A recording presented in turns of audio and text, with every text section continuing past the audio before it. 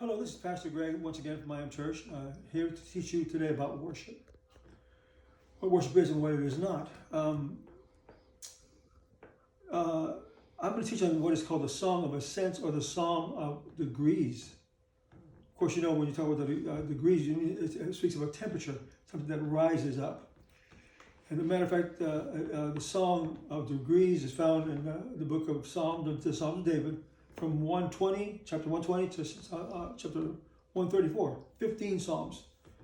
Most theologians and commentators say that there were three times that these Psalms were sung. Once when they were journeying up to Jerusalem for the three festivals that they were commanded to go to. The other, when they were at the steps of the temple, each step, 15 steps leading up to the temple itself. They sung every day, 120, 121, each psalm led to the presence of God. And what I want to talk to you about what worship is and what it is not. I don't know this much of a definition as it is a statement about worship. Worship is recognizing who you are and who God is. That's why most of the time you look at the scriptures, when people actually see the face of God, they actually fall dead. It's so glorious, so wonderful, beyond description that their flesh cannot take the glory of God. I believe worship is recognizing who you are and who God is. He is the creator, we are the created. He is the Lord, we are his people. He is God, we are not. So let's take a look at the Song of Degrees. But by the way, the word from 121 to 34 literally means a going up. Because the Bible says, lift up your eyes to the hills whence comes our help. Lift up your head. Let us go up to the mountain of the house of God, because Jerusalem the journey was going up. So basically, what I want to talk about today is how worship takes you up. Worship takes you up. So many times as we look at worship, the word worship itself means the word worthy. He is worthy. Maybe the later teaching, I'll be teaching about Christ as God, how he is worshipped in the scriptures. You don't want to miss that, folks. Anyway, I'm going to read Psalm 120, verse 1. Psalm 120, verse 1. In my distress, I cried unto the Lord, and he heard me. So this is the beginning of the journey going up of the Song of Ascents from Psalm 120 to Psalm 134. That's a good place to begin. Why? David said, in my distress. That's a good place to start. You know why? Because I believe worship is a person is desperate to know God, to find God, to live for God.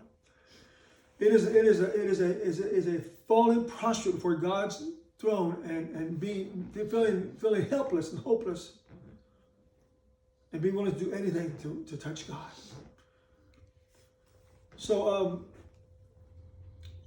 in my distress, right now it's not that the virus that's happening right now is desired, but I think the world's in a good place right now. What's happening is they're focused back on God and realize that they need God for help, for healing, for strength, for life.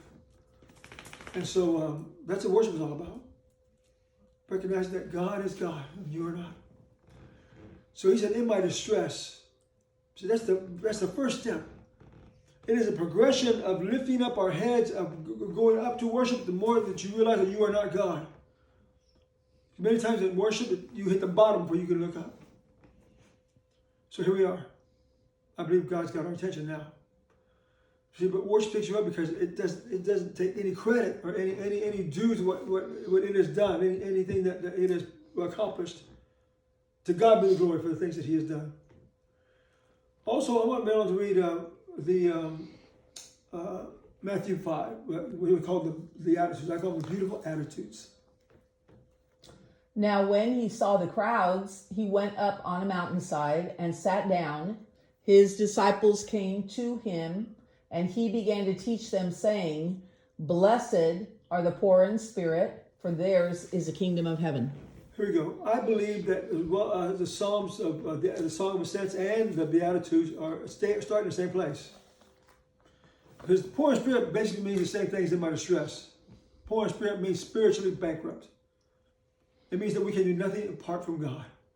It means that we cannot even take a step, even breathe without God's help. Jesus said in John 15, he said, apart from me, you can do nothing. And that means nothing, folks. So it's like not to call us on worms, but being so understanding of who we are as God's creation and how desperate we are to know Him and the power of His resurrection. We need Him for everything, folks. Worship is a lay prostrate before God, unable to lift up. God is so glorious. He's so magnificent. We cannot look at His face. The last scripture we're going to look at is Isaiah 6. We're just going to read the Isaiah 6, 1 through 3. In the year that King Uzziah died, I saw the Lord seated on a throne, high and exalted, and the train of his robe filled the temple. Above him were seraphs, each with 6 wings. With 2 wings they covered their faces, with 2 they covered their feet, and with 2 they were flying, and they were calling to one another. Oh, this is teaching will last forever. Isaiah, again, he did not have a proper view of God prior to this because he had his eyes on Uzziah the king, the earthly government, the earthly power, and not the glorious power of God. Somehow Isaiah lost his foundation. He said, the year that King Uzziah died, he said, I saw the Lord high and lifted up. What does that mean? He had his eyes upon an earthly ruler and government and kingdom. And what happened, that was taken away. All you do is look up. When he did, he saw who God was. When he said he saw the Lord, it means he saw the proper perspective and position of who he was and who God is. When he saw him, he said, woe is me, I'm undone. I'm a man of unclean lips. Unable to speak or know God. He fell down before the Lord. He talked about the angels, the 6-winged angels, the seraphims that worshipped. How that the smoke of his glory, the weightiness of his power shook the very foundation of heaven and earth. And he said, I saw the Lord. You know what this means? See, many people think that worship is something that God needs or something that he desires to be God. Friend, we couldn't be so far from the truth. God needs nothing. What he saw, he said, he saw the Lord high and lifted up. Folks, we don't lift the Lord up. We don't. It's not us. We have to go to church to lift him up because we don't. These stones will cry out. No. What this means is that God has need of nothing. He saw God already high and lifted up. When you recognize that's worship. When you recognize He is our all in all, everything that we could ever desire. He is God. And all this is to tell you who He is. That's true worship. The last thing I want to share with you is that going to the temple, they sang each song on the steps. Maybe this week, try and read Psalm 120 and 134. Psalm Ascents. My friend, when you recognize who you are and who God is, and truly you take that position, you will see God's glory. So bless you. Good talking. I want to have a prayer before we close here. So let's pray.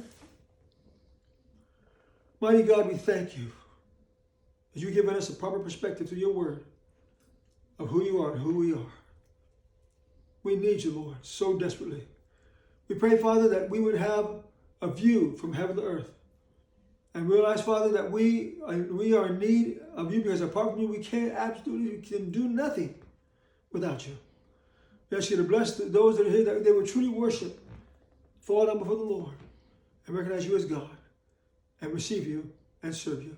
In Jesus' name. Well, bless you. It's my little dog here. Bless you. We'll see you next week. Take care. Bye-bye.